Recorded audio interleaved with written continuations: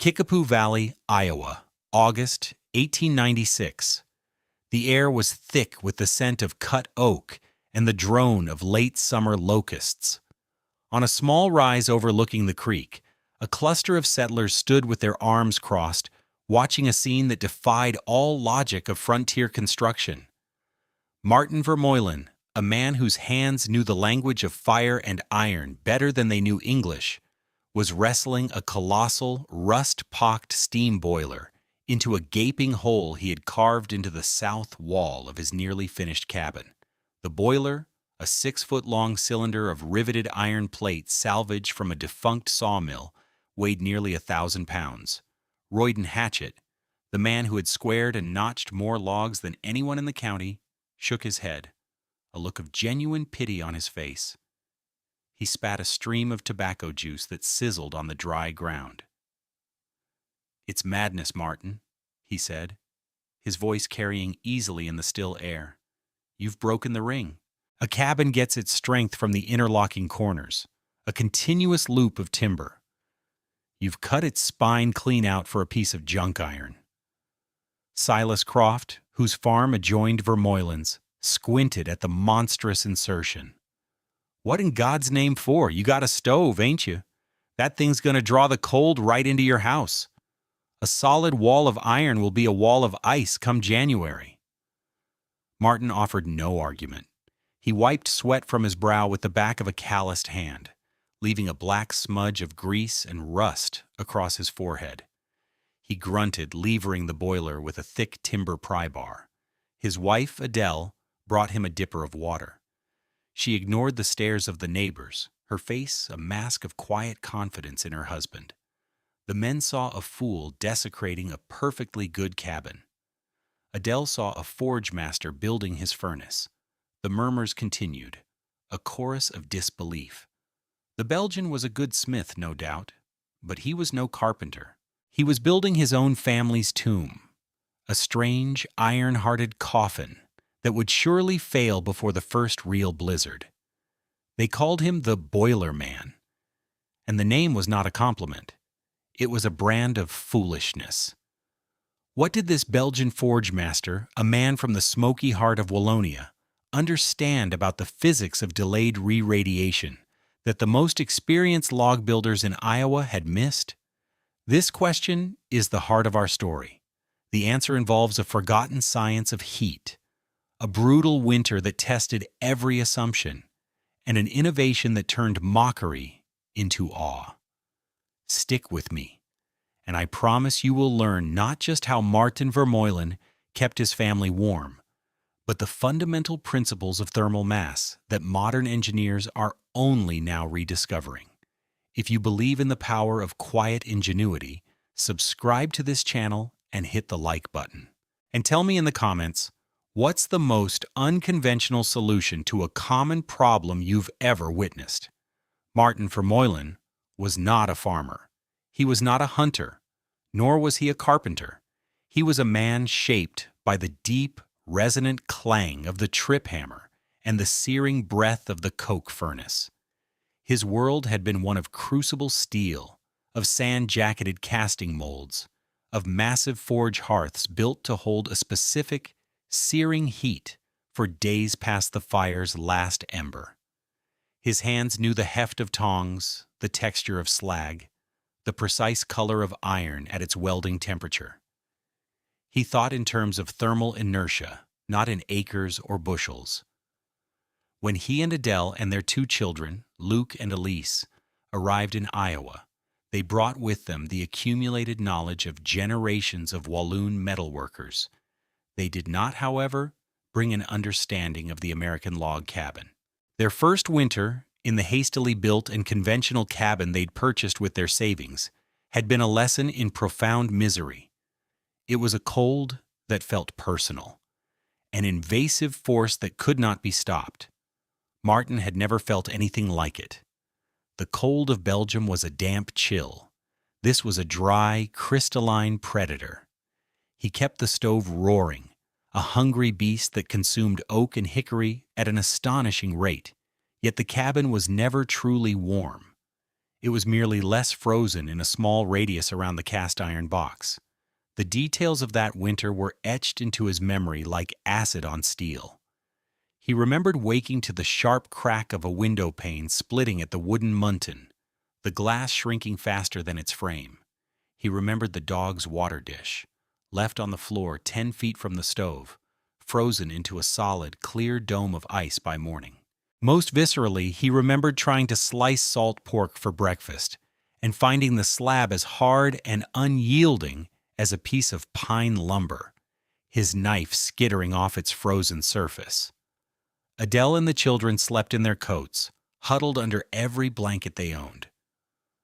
Little Elise developed a persistent, rattling cough that terrified him more than any wolf's howl. He was failing his family. His expertise with heat felt like a bitter joke when he couldn't keep his own children from shivering in their sleep. The problem, he realized, wasn't the fire. The problem was the house. It had no memory of heat. The thin air inside the cabin warmed up quickly, but it also leaked out just as fast through 100 tiny gaps in the chinking. The massive logs themselves, dense and solid, were a form of thermal mass, but they were on the wrong side of the equation. They were a barrier, yes, but they did nothing to store and regulate the precious heat being generated inside. The moment the fire died down, the cabin began its rapid, inexorable march toward the brutal ambient temperature outside. The heat was ephemeral, a fleeting guest. He needed to build a house that held on to warmth, that cherished it, that remembered the fire long after the flames were gone. He needed to build not a house, but a furnace. The conventional failure of the frontier log cabin was a masterpiece of accepted wisdom falling short of physical reality.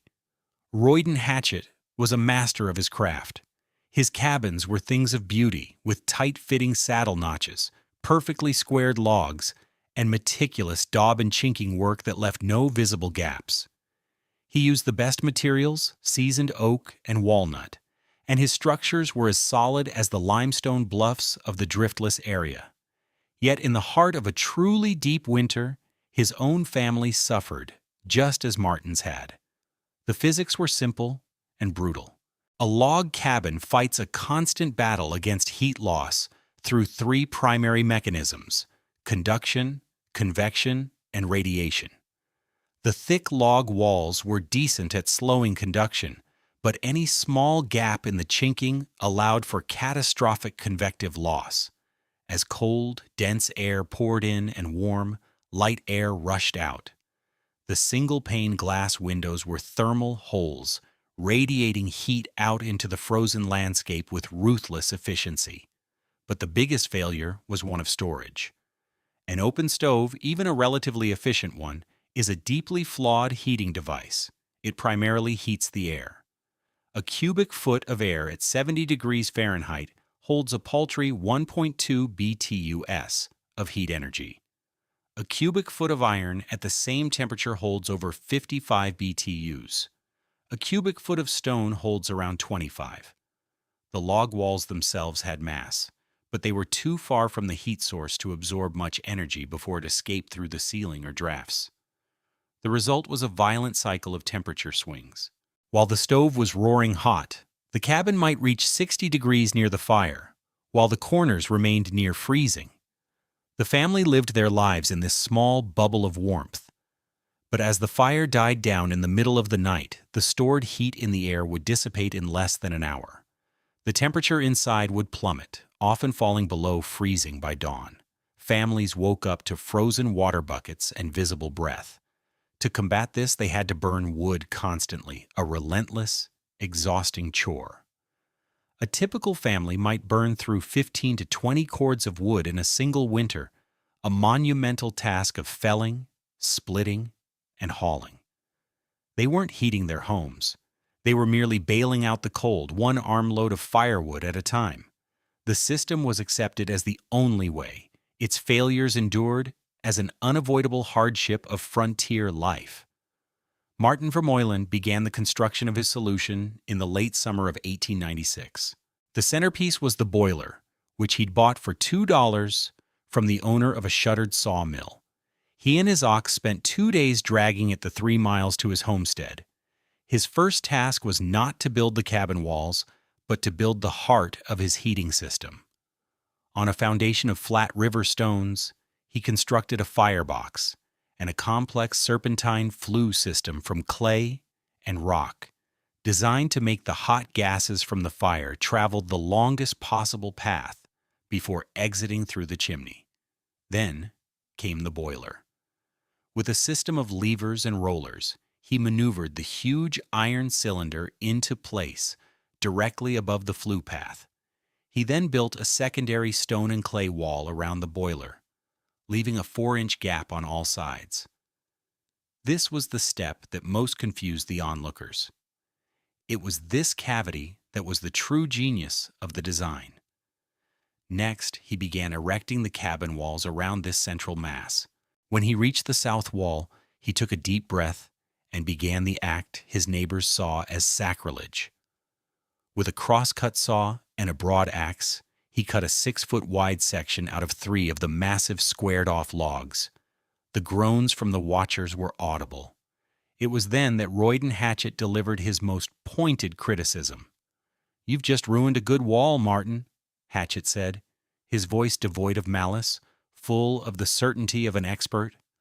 "A 6-foot hole in squared logs breaks the ring. It's like cutting a link out of a chain. The weight from the roof and the snow load is going to push down, and that wall will bow out. It'll collapse on you by spring." Maarten paused, looking at the clean-cut ends of the massive timbers. He simply nodded. "I will build a frame," he said, his English short and precise. He then returned to his work, leaving Hatchett to stare in disbelief. Maarten spent the next 2 days building that frame. He mortised 2 massive vertical posts of seasoned oak into the sill log and a new header beam, creating a structural window that was, in its own way, stronger than the section of logs he had removed. It was carpentry born of a smith's understanding of load and stress. Into this frame, he sealed the end of his boiler assembly, leaving the curved iron face of the boiler itself exposed inside the cabin, while the stone jacket remained outside the primary wall. The final step was to fill the 4-inch cavity he'd left around the boiler. He used a mixture of 2 materials his neighbors considered worthless: fine river sand and the glassy black slag produced as waste from his own forge. For days he hauled buckets of sand from the creek bed and crushed slag with a sledgehammer, pouring the granular mixture into the jacket until it was packed tight, a dense, heavy blanket around the iron. The entire assembly now weighed well over 3 tons. The mockery lasted for the rest of the summer. The validation would have to wait for the cold. To understand why Maarten Vermeulen's boiler wall worked, you have to understand a principle that frontiersmen knew in their bones but couldn't name: thermal mass, and the science of delayed re-radiation. The problem wasn't creating heat. A simple wood fire produces enormous heat, measured in British thermal units, or BTUs.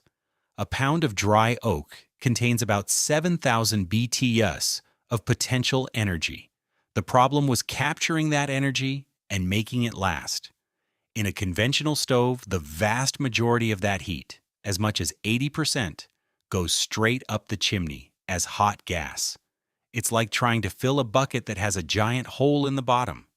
You pour water in, but it runs out almost as fast. The small amount of heat that does radiate into the room heats the air, which, as we've noted, is a terrible medium for storing energy. Maarten's system was fundamentally different. It was a heat trap.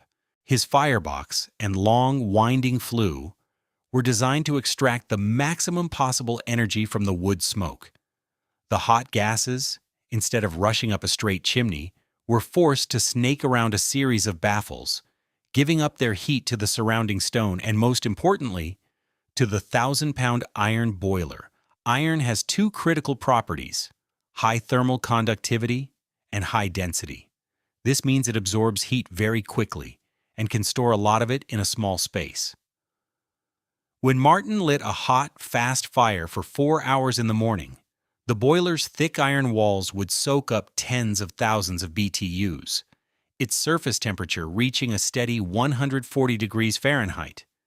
It became a reservoir of heat. But if the system had been only an iron boiler, it would have radiated that heat back into the cabin almost as quickly as it absorbed it, creating an intense, uncomfortable blast of warmth for a few hours, followed by a rapid cool down. This is where the sand and slag jacket became the critical component. Sand and slag have low thermal conductivity, but high thermal mass. They are thermal sponges. They absorb heat much more slowly than iron, but they also release it much more slowly. The jacket performed two functions. First, it insulated the exterior of the boiler, preventing the precious heat from escaping into the outside air. Second, it acted as a massive heat battery. Over the 4-hour charging period, the heat would slowly saturate the tons of stone, sand, and slag. Once the fire went out, the process reversed. The iron boiler, now hotter than its surroundings, began to radiate its heat. Some radiated directly into the cabin from its exposed inner face. The rest radiated outwards, into the sand and slag jacket. But the jacket, now a massive warm mass itself, resisted giving up its heat to the cold outside air. Instead, it slowly fed that heat back towards the boiler and into the stone mass of the flue, which in turn radiated it gently into the living space. The result was a 14-hour-long, slow, steady release of warmth. The system took 4 hours to charge and 14 hours to discharge. One fire in the morning provided comfortable, even heat until late into the night. One smaller fire before bed ensured the cabin never dropped below 55 degrees, even on the coldest nights. Maarten hadn't just built a heater, he had built a thermal flywheel, smoothing out the violent peaks and troughs of a wood-fired existence. He gave the iron a memory and a voice to speak of the fire long after it was gone. January of 1897 brought the kind of cold that storytellers would later use to frighten children. It began not with snow, but with ice. A week of temperatures hovering just above freezing, combined with a persistent drizzling rain, coated every surface, every tree branch, every fence wire, every blade of dead grass, in a thick, clear sheath of ice. It was a world made of glass, beautiful and treacherous. Then the temperature plunged. They called it a driftless silver thaw. The bottom fell out of the thermometer, and for 6 straight days the mercury never rose above 22 degrees below zero. The valley hunkered down. The sound of axes on wood became a constant, desperate drumbeat against the profound silence of the cold. In Royden Hatchett's expertly built cabin, life had shrunk to a 6-foot circle around the stove. His wife, Sarah, kept a kettle of water on the heat constantly, not for tea, but so the steam would add a bit of humidity to the air, which had become painfully dry from the ceaseless fire. They were burning through their wood pile at a terrifying rate. Even with the stove glowing cherry red, the walls of the cabin were coated in a fine layer of frost, and the floor was so cold it felt like walking on a frozen pond. For other families, it was worse. The Crofts' youngest son was sick with pneumonia, his breathing shallow and labored in the frigid air of their small cabin. Jebediah Morse, the storekeeper, found that his entire stock of molasses had frozen solid in their barrels. The cold was a siege, relentless and absolute, finding every crack, every weakness, every failure of preparation. At the Vermeulen homestead, life continued with an almost uncanny normalcy. Each morning, Maarten would load the firebox with a carefully measured amount of oak. For 4 hours, a hot, efficient fire would burn, the only sign of its intensity, a thin whisper of clear smoke from the chimney top. Inside the curved black face of the boiler that formed part of the south wall would grow warm to the touch, then hot. By noon, it radiated a steady, silent wave of warmth that filled the entire 20 by 24-foot room. The contrast was not in grand gestures, but in small domestic details. Adele worked at her loom without shivering, her fingers nimble. Luke and Elise played on a bearskin rug on the floor, not in heavy coats, but in simple woolen shirts. The air was warm and still. There were no drafts. The most telling proof sat on a simple wooden shelf nailed to the south wall, directly beside the boiler's iron face. It was a glass jar of linseed oil that Maarten used for treating tool handles. In every other cabin in the Kickapoo Valley, that oil would have been a thick, opaque wax of frozen fat. In Maarten's cabin, when Adele took it down to polish the kitchen table, it poured with the slow, golden viscosity of summer honey. It was a small, quiet miracle, a testament to a heat that was not fleeting, but constant and deep. The vindication, when it came, was not sought. It arrived on the back of an exhausted ox and the sting of numbing fingers. On the fourth day of the deep freeze, Royden Hatchett was hauling a load of hay from a distant meadow, a chore made necessary by his dwindling supply. The runners of his sled screeched on the frozen, wind-scoured snow. The cold was so intense it felt like a physical weight, a pressure on the lungs.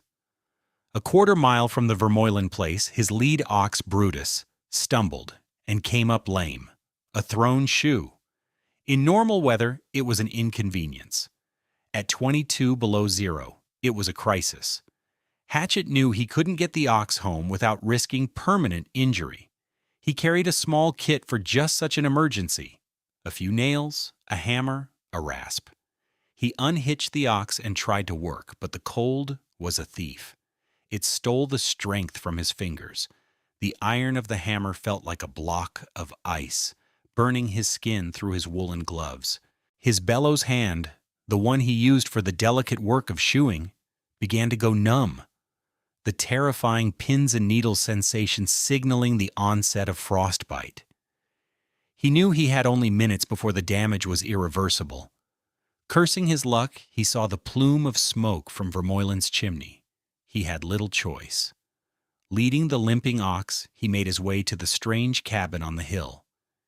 He wouldn't ask for help, just permission to use the man's forge for a proper repair. As he approached the south wall, he leaned against it to catch his breath, his back to the logs. He braced himself for the biting cold of frozen timber he knew so well. He felt warmth. It wasn't a blast of heat. It was a deep, gentle, penetrating warmth that soaked through his thick wool coat, through his shirt, and into the chilled muscles of his back.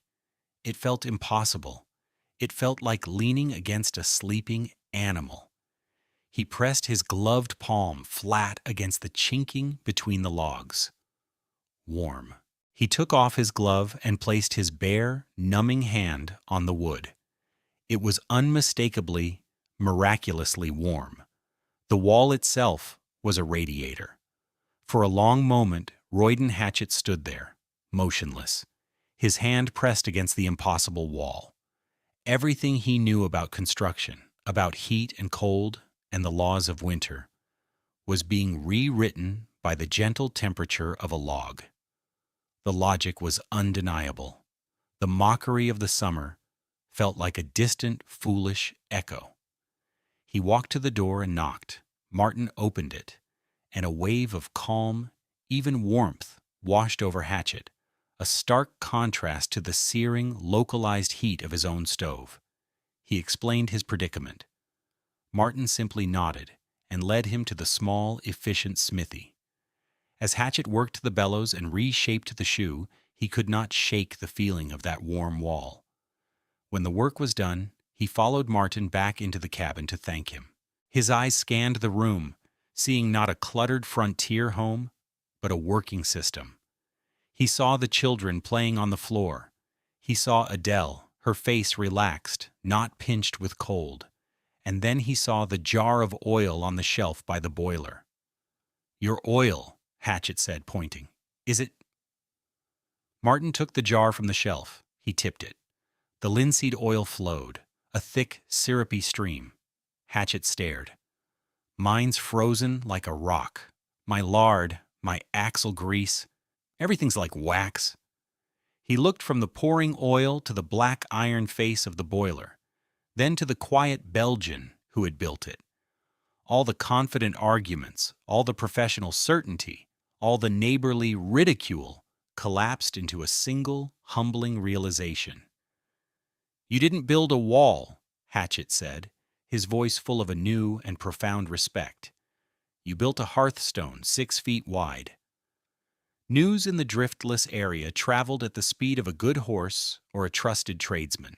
The story of Royden Hatchett's conversion from skeptic to advocate spread quickly, but it was a threshing machine repairman who became the true evangelist for Maarten's invention. His name was Elias Vance, a practical, itinerant mechanic who understood pistons, gears, and the transfer of energy. He spent his summers fixing the complex machinery of the harvest, and his winters holed up, mending what was broken. Vance came to Maarten's forge in the spring of 1897 to have a cracked drive shaft re-welded. While waiting for the iron to heat, he sat in the cabin, and like Hatchett, he was struck by the quality of the warmth. It was not the oppressive, scorching heat of a potbelly stove, but a gentle, pervasive comfort. He was a man who thought in systems, and he saw immediately that the boiler was not just a heater, but an engine for living.